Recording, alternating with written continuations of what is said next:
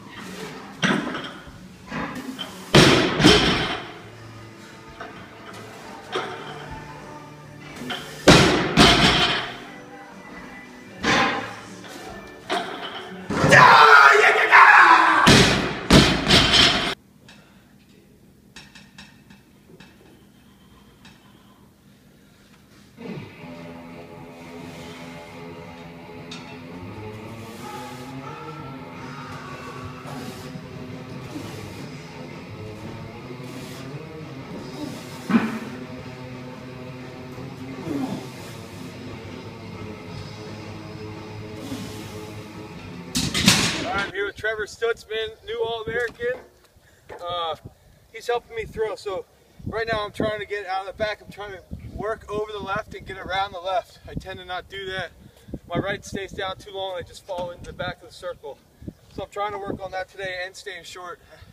See if I can do something.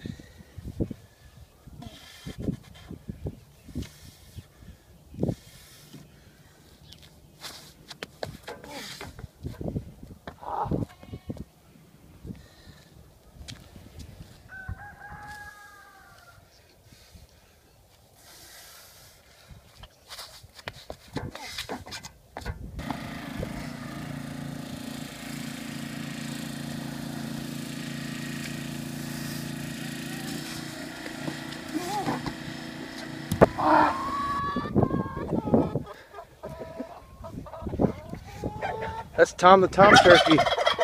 Hey, Tommy! Come on, Tommy, where are you going? Oh, really? How's your day so far, buddy? Pretty good? How's life been?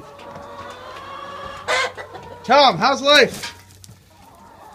What, you're not going to talk to me now? Alright, sorry. Hey, so this is my pre-lunch snack. This is the sourdough bread we get made locally. It's organic, sprouted sourdough from a good close friend of mine. We got over here the fresh pressed orange juice. Those are oranges that we pressed this morning. Here, I dipped the sourdough into the Joel olive oil. I sort of rotate it between olive oil and raw butter, sometimes cream cheese. So that's my pre-lunch snack. Bring it over here and show you. This is my doxycycline. I take that with a cyclovir for my Lyme disease at lunchtime. After I wake up from my nap, I take my probiotic. It also has a prebiotic in it. I can't take anything for 2 hours after I take my antibiotics, so this is the first thing I take after I take my antibiotics. So I'm prepping for this shake. I put in 1 banana. I cut an orange in half. I used the whole orange for juicing.